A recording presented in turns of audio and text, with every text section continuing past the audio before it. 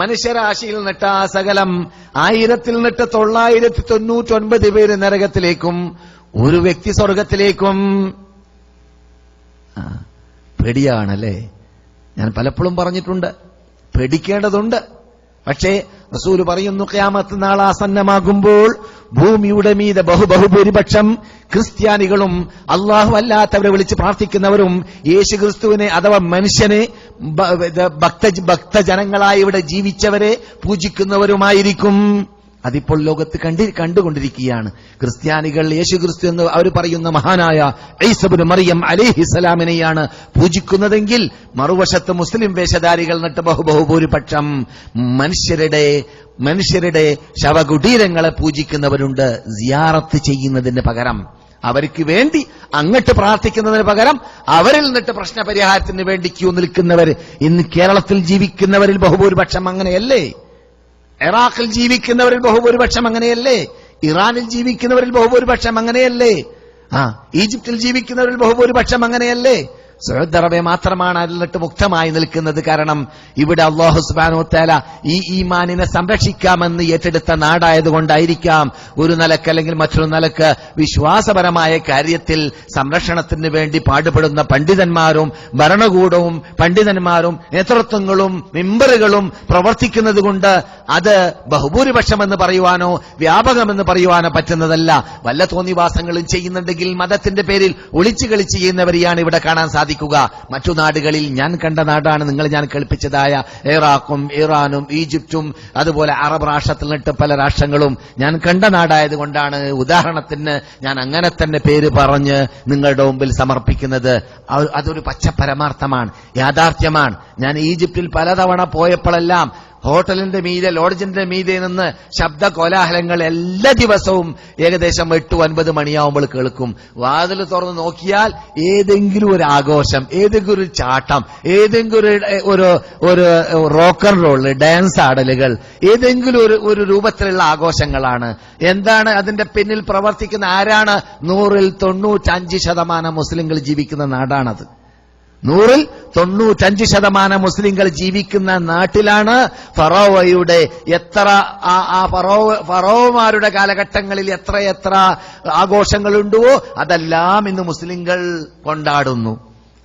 അതിലെല്ലാം അനാചാരങ്ങൾ തന്നെ. അത് പോരാത്തതിന് ഇസ്ലാമിൽ ഇല്ലാത്ത അനാചാരങ്ങൾ കെട്ടിയുണ്ടാക്കി ഹുസൈന്റെ പേരിലും സിത്ത് സൈനബയുടെ പേരിലും എല്ലാം അവിടെ വലിയ വലിയ തീർത്ഥാടന കേന്ദ്രങ്ങൾ കാണാം. കേരളക്കാര് ലജ്ജിച്ചു പോകും കണ്ടാൽ. അത്രയും വലിയ തീർത്ഥാടന കേന്ദ്രങ്ങളാണ് അവിടെ അൽ അസ്ഹർ സർവകലാശാലയുടെ നാട്ടിൽ. അൽ അസ്ഹർ സർവകലാശാല 1000 കൊല്ലം പഴക്കമുള്ള സർവകലാശാല ഉള്ള നാട്ടിൽ ആണ് ഈ സംഭവിക്കുന്നത്. ഞാൻ അവിടെ ചെന്നപ്പോൾ പലപ്പോഴും ഞാൻ പറഞ്ഞിട്ടുണ്ട്, ഇവിടെ എന്റെ അനുഭവം ആയതുകൊണ്ടാണ്. ഏകദേശം 25 വർഷങ്ങൾക്ക് മുമ്പാണ് ലാസ്റ്റ് ഞാൻ പോയത്. 21 വർഷങ്ങൾക്ക് മുമ്പ് ഒരവസരത്തിൽ ഹുസൈൻ പള്ളിയിലേക്ക് നിർബന്ധിപ്പിച്ചുകൊണ്ട് ഒരു സഹോദരൻ എന്നെ കൊണ്ടുപോയി. ഞാൻ ആ പള്ളിയിൽ നമസ്കരിക്കാറുണ്ടായിരുന്നില്ല. കാരണം ഹുസൈൻ പള്ളിയുടെ അകത്ത് തന്നെ മധ്യത്തിൽ വെച്ചിട്ട് ഹുസൈന്റെ പേരിൽ അവിടെ പറയപ്പെടുന്ന കിംവദന്തിയാണ്. ഹുസൈന്റെ ഖബർ അവിടെ ഉണ്ടാവാൻ സാധ്യതയില്ല. ഹുസൈൻ റളിയല്ലാഹു തആല അൻഹുവിന്റെ തല ഷാമിലും ജഡം ശരീരം കർബലയിലും അവിടെയും ആണ് എന്നാണ് പറയപ്പെടുന്നത്. ഇറാഖിലാണെന്നാണ് ഇറാൻ ഭാഗത്താണെന്നാണ് പറയപ്പെടുന്നത്, ഇറാഖിലോ ഇറാനിലോ. എന്നാൽ ഹുസൈൻ റളിയല്ലാഹു തആല അൻഹുവിന്റെ തലയെ ഞങ്ങൾ കൊണ്ടുവന്നു എന്ന വാദമാണ് ഫാത്തിമീസത്തിന്റെ ഉടമകൾക്കുള്ളത്. ഫാത്തിമീസത്തിന്റെ ഉടമകൾ എന്ന് പറയുമ്പോൾ നിങ്ങളൊരു പഴയ സാധനമാണ്, നമുക്ക് പരിചയമില്ലാത്തതാണെന്ന് പറയരുത്. അതേ വിഭാഗത്തിന്റെ ആദർശമാണ് കേരളത്തിലുമുള്ളതായ അള്ളാഹു അല്ലാത്തവരെ വിളിച്ച് പ്രാർത്ഥിക്കുന്ന വിഭാഗവും അള്ളാഹു അല്ലാത്തവർക്ക് പൂജകളും നേർച്ചകളും സമർപ്പിക്കുന്ന വിഭാഗവും അതുപോലെ തന്നെ ഉത്സവങ്ങൾ, ഇസ്ലാമിന്റെ പേരിൽ ഇല്ലാത്ത ഉത്സവങ്ങളും തീർത്ഥാടനങ്ങളും നടത്തുന്ന ആനപ്പോക്ക് സന്തലപ്പോക്കിന്റെയും വിഭാഗം നടത്തുന്ന പ്രവർത്തനങ്ങൾ മുഴുവനും അവിടുന്ന് വന്നതാണ്. ഫാത്തിമീസത്തിന്റെ ഉടമകൾ എന്നിട്ടാണ് 4-ാം നൂറ്റാണ്ട് മുതൽ ലോകവ്യാപകമായത്. അങ്ങനെയുള്ള ഫാത്തിമീസത്തിന്റെ ഉടമകൾ ഈജിപ്തിൽ ഭരിച്ച കാലഘട്ടത്തിൽ എന്ത് ചെയ്തു? ഞങ്ങൾ ആ ഷാമിലുള്ള ഉണ്ടായിരുന്ന തലയോടിനെ ഇവിടെ കൊണ്ടുവന്ന് ഇവിടെ ഖബറടക്കി എന്ന് അവരുടെ വാദമാണ്. ഏത്? ഹുസൈന്റെ തലയെ അവിടുന്ന് ഇവിടെ കൊണ്ടുവന്നു ഖബറടക്കി. സംഭവം എന്താണെന്ന് പറഞ്ഞാൽ ആ ഖബറിന്റെ പരിസരത്തിൽ കുറെ ആൾക്കാർ, അത് ബോംബെയിലുമുണ്ട്, ഇത് ചൂലുമായി നിൽക്കുന്ന കാണാം. ചൂല് നമസ്കാരം നടക്കുന്ന സമയത്ത് ചൂല് വെക്കൂല അവര്. ചൂലുമായിട്ട് അവിടെ തന്നെ നിൽക്കും. എന്നിട്ട് നിസ്കരിക്കാൻ കയറുന്നവരെയും ഈ കൃത്രിമ ഖബറിന്റെ പരിസരത്തിൽ വരുന്നവരെയും ചൂല് കൊണ്ട് ബർക്കത്ത് കിട്ടാൻ വേണ്ടി അടിക്കും. ചൂല് കൊണ്ട് അടികൊള്ളാൻ മാത്രം അർഹപ്പെട്ടവരാണ് അവർ, സംശയമില്ല. ആ നിന്യതയിൽ. അതുകൊണ്ട് അള്ളാഹുവിനെയാണ് പറയുന്നത്. അള്ളാഹു അല്ലാത്തവരിലേക്ക് പ്രശ്നങ്ങൾ വരമേൽപ്പിക്കുന്ന വിഭാഗം മസലുല്ലദീന, സൂറത്തുൽ അൻകബൂത്ത് ആയത്ത്. മസലുല്ലദീന ഇത്തഖദൂ മിൻ ദൂനില്ലാഹി ഔലിയാ കമസലിൽ അൻകബൂത്ത് ഇത്തഖദത് ബൈതാ വഇന്ന ഔഹനൽ ബുയൂതി ലബൈത്തുൽ അൻകബൂത്ത് ലൗ കാനൂ യഅലമൂൻ. അങ്ങനല്ലേ?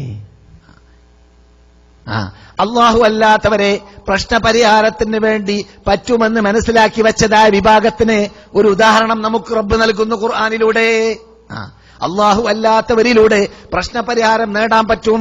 അവരെ നമ്മുടെ പ്രശ്നങ്ങൾ ബരമേൽപ്പിക്കാൻ പറ്റും.